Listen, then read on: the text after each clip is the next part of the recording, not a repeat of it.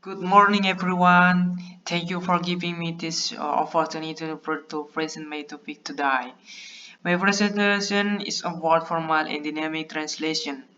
This topic is very important in translation studies because it helps us understand how translation can deliver meaning from one language to another, not just by words, but also by context and culture. Introduction. The first. The title of my presentation is Formal and Dynamic Translation. In this presentation, I will explain the difference between the two and how translator use them is translation works. Presentasi ini akan membahas dua pendekatan utama dalam teori penerjemahan menurut Enjuenida 1964.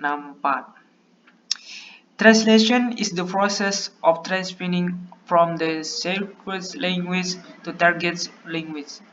According to Anjonida, there are two main translations offered: formal equivalent and dynamic equivalence. Both are useful, but they have different goals.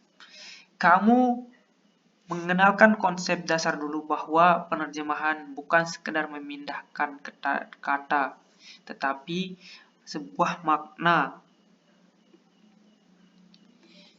And the next, what is formal translation? Formal translation, also known as formal equivalent or literal translation, focus on keeping the original form and structure of the source text. It translates word of word and keep the same grammar and vocabulary. For example, the sentence in the beginning was the word either translated literally into Indonesia as pada mulanya adalah firman. Di sini maksudnya bahwa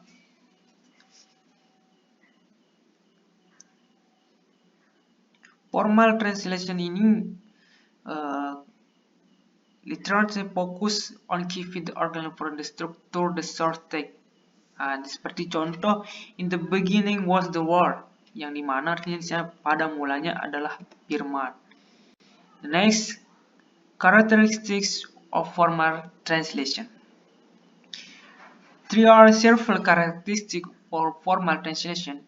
It prefers grammatical form, keep the original structure, and the phrases accurate in wording. However, sometimes the results sound to target readers. This type of translation is usually used in religious or academic texts. What is the dynamic translation?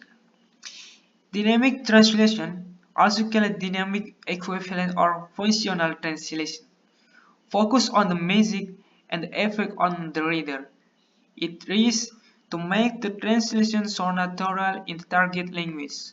For example, the idiom "hikit the bucket" is translated is dia meninggal dunia, is translated of dia mendang ember. The next, characteristic of dynamic translation. Dynamic translation focuses on meaning and naturalness. It adapts the grammar and culture to the target audience. It produces smooth and readable text, even though sometimes the literal meaning is jarring. The method is often used in literal, advertisement, or daily conversations. Okay, you can look in here, comparison table. In here an aspect, sini ada aspek, formal translation dan dynamic translation. This table show the main difference between formal and dynamic translation. Formal translation focus on form and structure, while dynamic translation focus on meaning and reader effects. Formal is word for words, while dynamic is sense for sense, but often have their own force depending on the text type. Next, advent and disparate.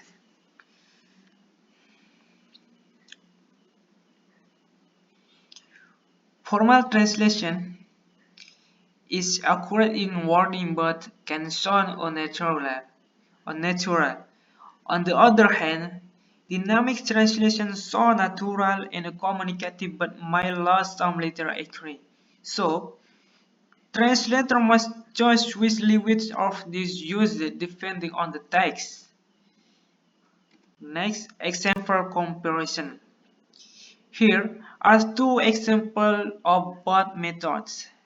The first, the time is money. Informal translation is waktu adalah uang. But in dynamic translation, it becomes waktu itu sangat berharga. Another example, break a leg. Formally means patahkan kakimu. But dynamical is meant semoga sukses. This shows that meaning for meaning, translation is more effective for idiom or cultural phrase. Okay, and the last conclusion. Okay, to conclusion, formal translation focus on what is said, while dynamic translation focus on what is meant. A good translator should balance both of depending on the context, purpose, and the target audience. In other words, translation is not just about words, but about delivering meaning.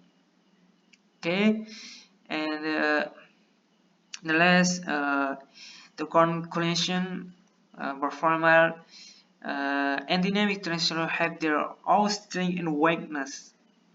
As translation, our goal is to find this balance between accuracy and naturalness. Then the last, thank you for listening. I hope my present help you understand translation is not only as a linguistic process but also as a cultural communicative. Okay, thank you for attention. Assalamualaikum warahmatullahi wabarakatuh.